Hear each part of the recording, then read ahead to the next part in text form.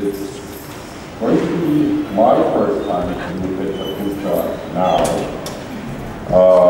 I just learned about this Pecha thing yesterday. I tested it on my students and I can tell you it works. So now I have to see if I can make it work as well. I don't like big microphones. So, new modernism. I was quite worried when I got that question. But let's see what we can do about it. If we can do something about it. A minute. Technical problems. Sorted. Well, Pecha means 20 images with 20 seconds each. So I'll tell you very fast on this. My English is pretty good, better than my German or my Italian, because it's very fast. We're talking about cities. Cities as being a phenomenon of the future. We look at the world, it's a global world. Of cities, basically, what you see when you fly outside of the space, you will see the lights of cities, of nothing else. But what you also notice is the spreading of these light points. They're not equally spread around this world. The phenomenon of a city, I like this image very much. It's to my friend, my Turkish friend.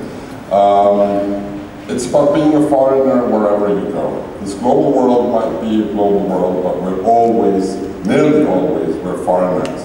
This was a manifestation on diverse cultures in Vienna. But also, if you just remember the last Biennale, architecture and society, I think this is where we are heading to. We are looking at big problems within these cities, within being different, being foreigners, being of a different religion. So we have to look at how these things work, how these neuronal networks, like this image here shows, work. How are things linked one to another, and how can we look at the problems that we're dealing with. In our practice, we've done a lot of projects about office work, a lot of projects with diverse materials. And the question was always, what do we do with these things? What do we do with structures? What do we do with processes? What do we do with materials? You can use a material just the way it is, like this beautifully stacked wood. It has very nice aesthetic quality. Or you use a cultural process to transform things.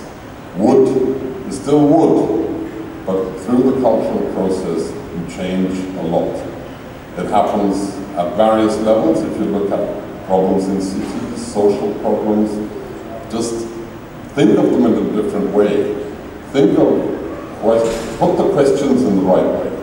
Is this an ideal setting for social housing? It is social housing, after all, but is it quality? If you look at this, this is an image of Johannesburg, stolen from the Biennale archives, because it very well expresses what we're talking about. And my idea was to do something at this workshop here that would give all of us wings, and I think wings are a beautiful symbol for the UF in Venice. This was one of my teachers. Even though he came to Vienna to teach me, I didn't even have to come to Venice to be taught. In this fantastic atmosphere of creativity and spaces that you can interpret. I mean, this is Venice, this is UF, this is what you see when you walk around the campuses, this is what our students look at. It looks like a piece of art, actually, and I would say it is. We're in a very creative atmosphere, I must say. All of the students are continuously working, and I'm lucky they put these notes, otherwise they would really work for 24 hours, and I think that would be a problem. Not for me, but for someone maybe. Dealing with really big questions. I mean, how do we go about it? The first day, it was tough. It was really tough, and I think I lost a few students on the way because I didn't give them an easy sort of introduction. I challenged them. They had to work out a manifesto immediately, give it a name, give the whole project idea a name, and give a statement what they wanted to do. So in this very first week, talking about social housing, talking about the problems, maybe even looking at new modernism. We'll come back to that later. What is social living today? We have a certain quality of living here, but if you look at many cities and many situations all over, you don't have this quality. It's about informal cities. So our first approach was every student has to assume a role, define his little shack, his or her little shack, write a story and present the story of who am I if I would live in a shack. And that was an amazing approach of how to... I'm gonna, since it's too complicated to hip hop, I'm gonna talk, and then Aaron will explain later, but it goes very fast. This is our opening invitation party for our office. We are in Holland. This is our friends, and these are two offices that more or less deal with design and with research. Yeah, all right, go. Part of our office, it's involved in research in topics which we think they are very interesting for the world. In this case, we are researching the tourism in the Caribbean. We researched this for a biennale, and we found out very interesting things like there's companies which are controlling most of the tourism industry, and they are like in vertical things. So the tour operator is the same of the ship company, is the same of the excursions, the same of the cruise line. So that creates a different kind of economy that we found out that if you're a tourist and you buy a package, for every dollar you spend in the package, just 3 cents remain in the local economy. So we thought that was kind of crazy. We have to investigate much more. And we also found out that tourism has changed a lot from the 80s, in which the tourist trip was very close to the city, like in Barbados in the 80s. In the new development in the Caribbean, like Punta Cana, the strip is completely detached from any city. People, they want to be secluded, the tourists, from the locals. And so this is the type of architecture that is the result. So you have the hotels in which they appear to be like working miraculously. But of course, behind the walls, there's locals which are working and they are living there, but we are finding out where are they, etc. This is a project that we are working on social housing. It's a competition that we are very lucky. We won the competition.